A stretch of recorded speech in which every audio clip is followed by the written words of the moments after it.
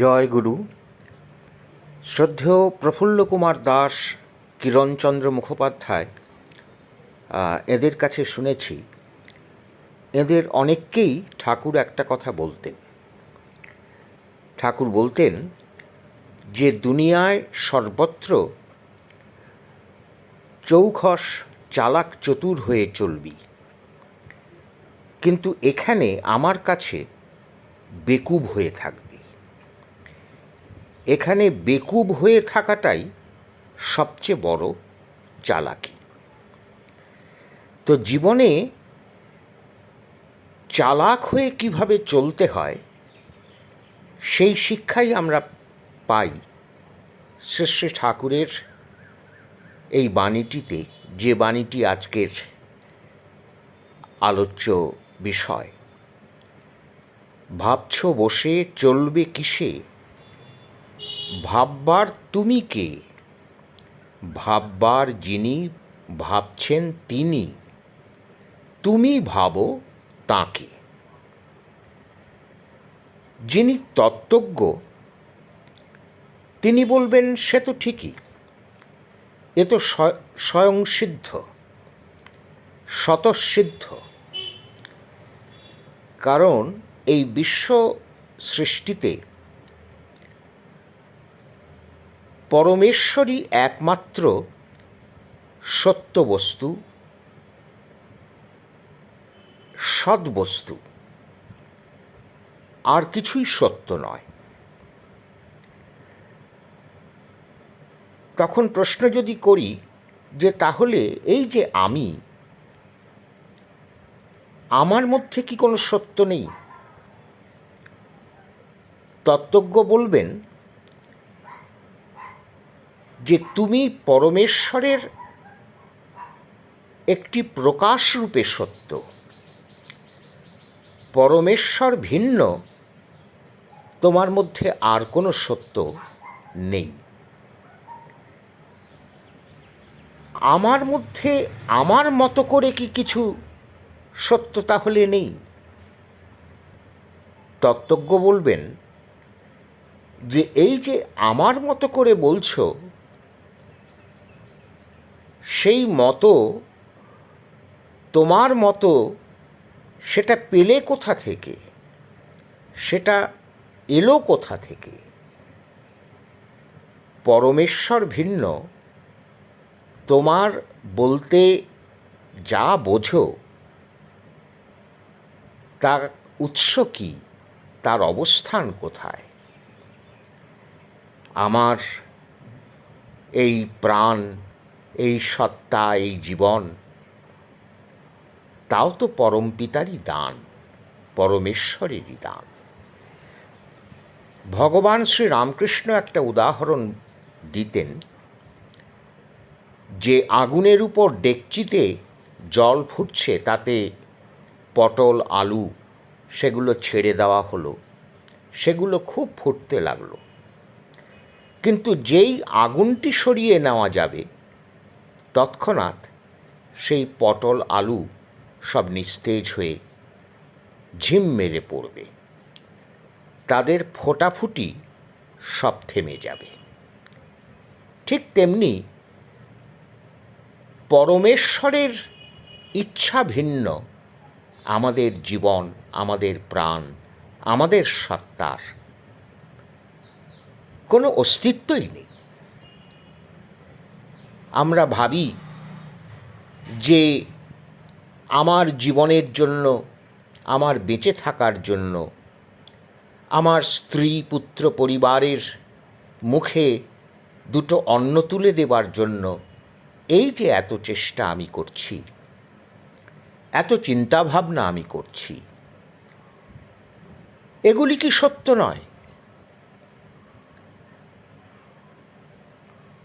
আমার প্রাণের জন্য এই যে আমার মমতা, আমার পরিজনের জন্য আমার যে মমতা, সেই মমতা কোথা থেকে এলো? সেটাও তো পরমেশ্বরেরই দান। আবার আমি যে এই এত চিন্তা ভাবনা করছি, এত চেষ্টা করছি, এগুলিও তো পরমেশ্বরের শক্তিতেই হচ্ছে। আমার তো কোনো আলাদা করে শক্তি নেই। কাজেই আমি মনে করি যে আমি ভাবছি, আমি করছি, আসলে আমি অকর্তা। আমার ভাববার কিছুই নেই, একমাত্র আছেন পরমেশ্বর। তুমি ভাবো তাকে।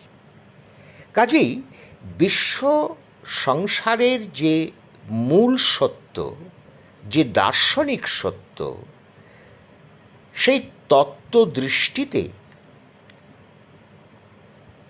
তাকে ছাড়া আর কিছু ভাববার আমাদের যে কারোরই কিছু নেই, সে কথা একটা স্বতঃসিদ্ধের মতোই সত্য। কিন্তু আমার মতো যাদের ততখানি তত্ত্বদৃষ্টি লাভ হয়নি, আমার মতো যাঁরা তত্ত্বজ্ঞ নন, তাদের মনে তো এই স্বতঃসিদ্ধ খুব সহজবোধ্য নয়। আমরা একটু সহজ করে বুঝে নিতে চাই এই বাণীটির বাস্তব তাৎপর্য কী। আমাদের মনে প্রশ্ন জাগে যে এই বাণীটির তাৎপর্য কি এই যে আমার কোনো ভাবনা থাকবে না, আমি কিছু নিয়ে ভাবব না? এই বাণীটির তাৎপর্য কি তাই যে তাকে ভাবলেই, তাকে নিয়ে মানে পরমেশ্বরকে নিয়েই ভাবনায় মশগুল থাকলেই আমার সব ভাবনার, সব সমস্যার সমাধান হয়ে যাবে? আমার প্রশ্ন হবে যে তাকে ভাবার অর্থ কী? কীভাবে ভাবব তাকে, বা তাকে ভাবা বলতে কি বোঝায়? আমার প্রশ্ন থাকবে তার ভাবনা কিভাবে আমার জীবনের সমস্ত ভাবনার সমাধান করবে। এই প্রশ্নগুলোর অর্থ যদি আমরা বাস্তব তাৎপর্যে অনুধাবন না করতে পারি, তাহলে কিন্তু শ্রী শ্রী ঠাকুরের এই অমোঘ বাণীটির সত্যতা আমরা উপলব্ধি করতে পারব না। এবারে এক এক করে এই প্রশ্নগুলোর উত্তর খোঁজার চেষ্টা করা যাক। প্রথমেই বলে নেওয়া ভালো যে তত্ত্বদৃষ্টিতে যাকে আমরা পরমেশ্বর বললাম, এই বাণীটির অর্থ অনুসন্ধানে সেই পরমেশ্বরের অর্থ করতে হবে আমার ইষ্ট, আমার আদর্শ, আমার সদ্গুরু, আমার প্রিয় পরম। অর্থাৎ পরমেশ্বর মানে আমার প্রিয় পরম, ইষ্ট, সদ্গুরু। এবারে এই যে ভাবছ বসে চলবে কিসে, ভাববার তুমি কে, এই কথাটার মধ্য দিয়ে ঠাকুর আমাদের ভাবতে যেন নিষেধ করছেন। এই ভাবনাটাই আমার ভাবনা, এটা হচ্ছে আমার ইষ্টের দিক থেকে মুখ ফিরিয়ে ভাবনা, অর্থাৎ আমার প্রবৃত্তি প্ররোচিত ভাবনা বা কর্ম। আমি ইষ্টের দিক থেকে মুখ ফিরিয়ে যখন আমার প্রবৃত্তি মাফিক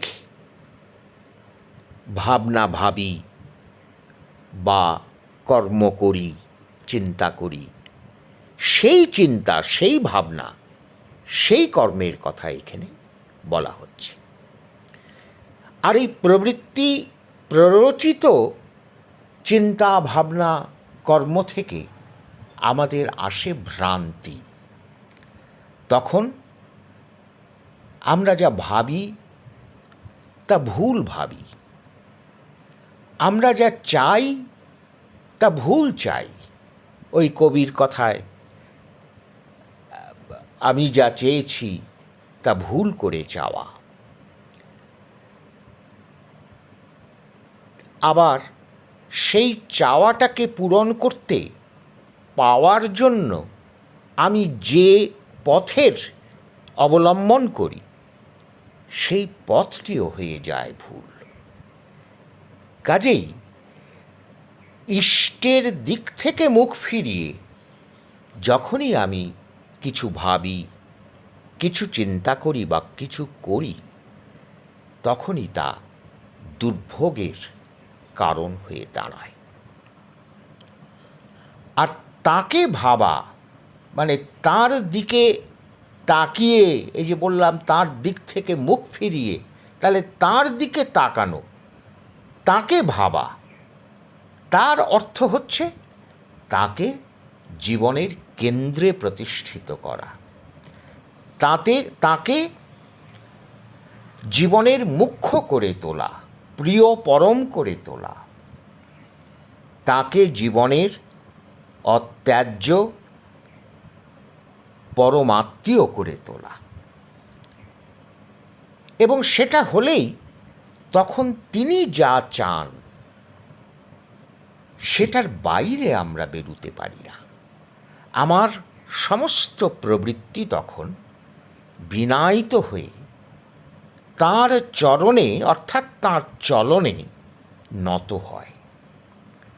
তখন আমার সমস্ত ভাবনা, সমস্ত চিন্তা, সমস্ত কর্ম সেটা ভ্রান্তি থেকে উদ্ধার পেয়ে মঙ্গলের দিকে, কল্যাণের দিকে আমাকে নিয়ে চলে।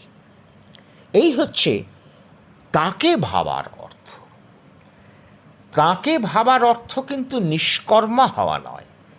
ভাবো তুমি তাকে, এই কথাটা আমি যদি মনে করি যে শুধু আমি ধ্যানে তাকে ভাবতে লাগলাম আর কিচ্ছু কোনো দিকে তাকালাম না, তাহলে কিন্তু সেটা হলো না। কারণ তাহলে ঠাকুর আমাদের এত কাজের কথা বলতেন না। বলতেন তোমরা শুধু নাম ধ্যান করো। কিন্তু এই যে সংসারের প্রতিটি কর্ম সম্পর্কে, আমাদের দৈনন্দিন জীবনের প্রতিটি চলন সম্পর্কে তিনি যে এত উপদেশ দিয়ে গেলেন, তার কারণ একটাই, যে এগুলি সবই আমায় করতে হবে, কিন্তু তার ভাবনা, তার আদর্শ, তার নীতিবিধি, তাকে মুখ্য করে তদনুসারে আমার সব কিছু করতে হবে, সব কিছু বিনায়িত করতে হবে। এই হচ্ছে তাকে ভাবনার অর্থ। আর এই ভাবনা যখন আমায় পেয়ে বসবে, তিনি যখন আমার মুখ্য হবেন, তিনি যখন আমার প্রিয় পরম হবেন, তখন ওই সমস্ত ভাবনা, কর্ম, চিন্তা একটা পরম সুসঙ্গত সার্থকতায় আমাকে অভিদীপ্ত করে তুলবে। কবিগুরু রবীন্দ্রনাথ ঠাকুরের একটা খুব সুন্দর গান আছে, তোমারই নাম বলবো বলবো বিনা ভাষায়।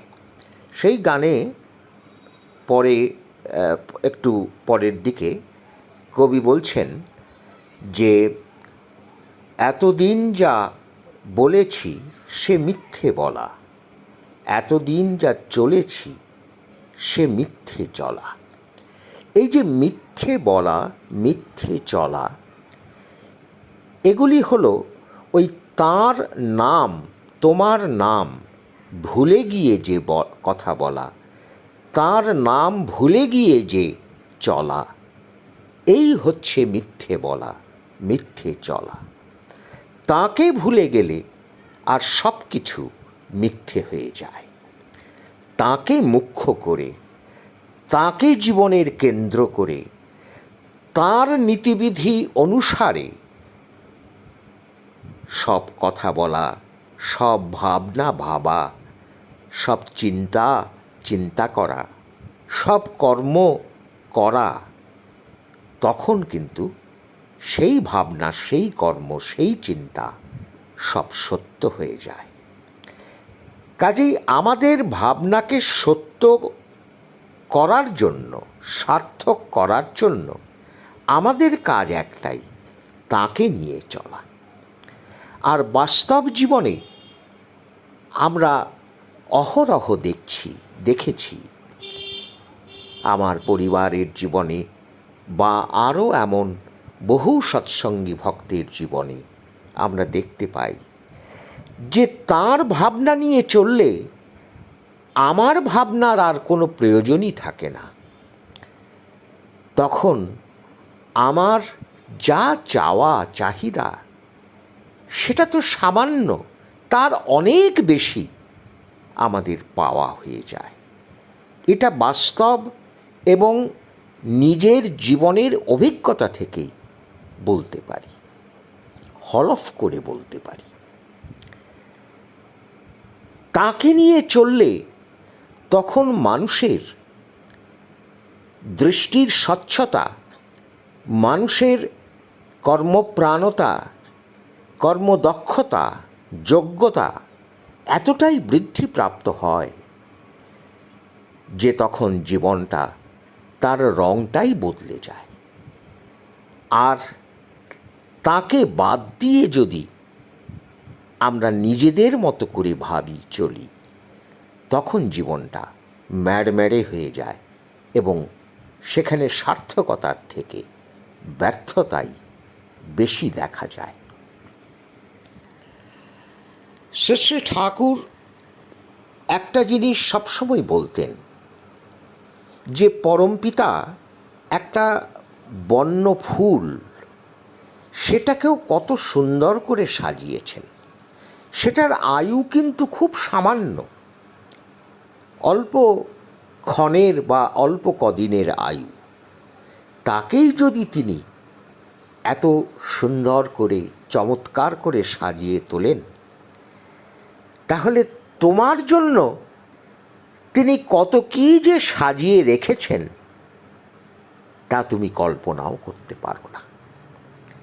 বস্তুত তার দিকে মুখ ফেরালে তখন জীবনের এই বিশাল সৌন্দর্য, এই বিশাল প্রাপ্তি এবং বিশাল শান্তি, স্বস্তি, এগুলি খুব সহজে বোধ করা যায়। আগে হয়তো ভাবতাম যে আমার জীবনটাকে আমি সাজিয়ে তুলি, এই ভাবনা পেয়ে বসত। কিন্তু পরে দেখছি যে তার ভাবনা যদি ভাবতে পারি আরও করে, যত পারব তত কিন্তু আমার জীবন সেজে উঠবে স্বস্তিতে, শান্তিতে, সুস্থিতে, আনন্দে। এটা একটা পরম প্রাপ্তি। এটা নিজে আচরণ করে না যদি দেখা যায়, তাহলে তত্ত্বালোচনায় এর সত্যতা উপলব্ধি করা অসম্ভব। এখন প্রশ্ন হচ্ছে যে যারা তার নাম পেয়েছেন, যারা তার সৎমন্ত্রে দীক্ষিত, তাদের জন্যই কি তিনি সব সাজিয়ে রাখবেন? আর যারা বহু মানুষ, কোটি কোটি মানুষ যারা তার সৎমন্ত্রে দীক্ষিত নন, সেই সৌভাগ্য যাদের হয়নি, তাদের জন্য কি তিনি কিছু দেননি, দেবেন না, বা তিনি ভাববেন না? ভাববার যিনি ভাবছেন, তিনি কাদের জন্য তিনি ভাবছেন? শুধু দীক্ষিতদের জন্য? না, তা নয়। পরমপিতা তিনি সকলের জন্যই একই ভাবনা ভেবে রেখেছেন এবং সেই ভাবনাটাই তার বিধি। ঠাকুর বলেন যে একজন সাধু মানুষের কাছেও একটা ডাবের জল মিষ্টি লাগে, আবার অত্যন্ত গর্হিত অপরাধ করেছে যে সেই পামর ব্যক্তিটির কাছেও কিন্তু ডাবের জল মিষ্টিই লাগে। সূর্যের আলো সবার জন্যই সমানভাবে পৃথিবীর উপর এসে পড়ে। কাজেই তিনি কিন্তু বিধিরূপে সকলের জন্যই ভেবে রেখেছেন। কিন্তু তাহলে দীক্ষিত সন্তানদের বিশেষ কি সুযোগ? শ্রদ্ধেয় কৃষ্ণপ্রসন্ন ভট্টাচার্য এই প্রশ্নটা করেছিলেন ঠাকুরের কাছে, যে ঠাকুর, যারা এখানে দীক্ষিত তারাই কি আপনার কৃপা বা দয়া বা যাই বলি করুণা সেই তার লাভ করবে, আর অন্য মানুষেরা যারা বাইরে রয়ে গেল তাদের ভাগ্যে জুটবে না? ঠাকুর বলেছিলেন যে কেষ্টদা, আপনি যখন ট্রেনে করে যান তখন জানলা দিয়ে বাইরের দৃশ্য সবই দেখতে দেখতে যান। তার মধ্যে হঠাৎ যদি এক জায়গায় দেখেন যে আগুন জ্বলছে, তখন সেদিকে আপনার বিশেষ নজর পড়ে, বিশেষ মনোযোগ দিয়ে সেটা তখন দেখেন, তাই না? তো কেষ্টদা বললেন যে হ্যাঁ, তা ঠিক, তা দেখব বই কি। ঠাকুর বললেন ওই রকম পরমপিতার দৃষ্টি সবার উপরেই আছে, কিন্তু যেখানে সেই সৎ মন্ত্রের ধ্যান আরাধনা হয় সেখানে তার বিশেষ দৃষ্টি পড়ে। সেই বিশেষ দৃষ্টি কিন্তু আমরা পেয়েছি, কিন্তু এই দৃষ্টিটাও আবার শ্রী ঠাকুর বলছেন যে ঈশ্বর তোমায় কতটা ভালোবাসেন বা আমি তোমায় কতটা ভালোবাসি সেটা বড় কথা নয়। আমার ভালোবাসাটা তোমার সম্পদ নয়, তুমি আমায় কতটা ভালোবাসো সেটা হলো তোমার সম্পদ। কাজেই তার দৃষ্টি বা বিশেষ দৃষ্টি সেগুলো যেমনই থাক, সেগুলো আছেই, সেগুলো নিয়ে চিন্তার কোনো আমাদের প্রয়োজন নেই। আমাদের দৃষ্টিটা তার উপরে ফেলতে হবে, আর তখনই তার দৃষ্টির প্রসাদ আমরা গ্রহণ করতে পারব। আমাদের প্রত্যেকের জন্য তার দৃষ্টি যে কতখানি নিখুঁত সে সম্পর্কে একটি ঘটনার কথা মনে পড়ছে। ঘটনাটি আমি শুনেছিলাম শ্রী ঠাকুরের একজন ভক্ত পরিকর বাগ্মী প্রবর দীনবন্ধু ঘোষদার কাছে। আমরা জানি যে বিপন্ন হয়ে মানুষ যখন তার কাছে আসতেন নানাভাবে, সে শারীরিকভাবে, আর্থিকভাবে, বা কারো পরিজনের কারো মৃত্যু হয়েছে, যেভাবেই হোক শোকতপ্ত মানুষ যখন আসতেন, ঠাকুর অনেক সময় সেই মানুষগুলোকে কঠিন দায়িত্ব, ইষ্টকর্মের দায়িত্ব চাপিয়ে দিতেন সেই মানুষগুলির উপর। একটা সাংঘাতিক কিছু ভিক্ষা চেয়ে বসতেন, যা খুব সহজে দেওয়া হয়তো সম্ভব নয় সেই লোকটির পক্ষে। তো এই রকমই একদিন এক দাদাকে ঠাকুর ভিক্ষা করে কিছু অর্থ সংগ্রহ করে আনতে বলেছেন, এবং বলেছেন যে ওই অর্থ ঠাকুরকে ভিক্ষা করে এনে দেবার আগে তিনি ইষ্টভৃতি করে জলগ্রহণও করতে পারবেন না, এবং সেই ভিক্ষার অঙ্কটা বেশ বড়। তো দেওঘরে এরকম সেই দাদাটি ভিক্ষা করে বেড়াচ্ছেন, দুপুর হয়ে গেছে, তখনও অনেকটা বাকি। তখন দীনবন্ধু দাদের একটু মায়া হলো যে লোকটি এখনও জলগ্রহণ পর্যন্ত করেনি, ইষ্টভৃতিও করতে পারেনি। তখন দীনবন্ধু দ্বারা তারা স্বতঃস্বেচ্ছভাবে বাকি অর্থটুকু নিজেরা জোগাড় করে তাকে দিয়ে বললেন যে আপনি গিয়ে ঠাকুরকে দিন। তো সেই দাদা ঠাকুরের কাছে এসে যখন ঠাকুরকে অর্ঘ্য দিচ্ছেন, ঠাকুর দীনবন্ধু তাদের ডাকলেন, ডেকে বললেন, শোনো মণি, এখানে কার কিসে ভালো হয় সেটা আমার ভালোই জানা আছে। খোদার উপর খোদকারি করো না লক্ষ্মী। তাহলে তার দৃষ্টি ওই লোকটির কিসে ভালো হবে একেবারে নিখুঁতভাবে তার দৃষ্টিতে আছে। সেখানে আমরা যেন তাকে সাহায্য করে আসলে তার স্বার্থের বিরোধিতা করলাম আমি।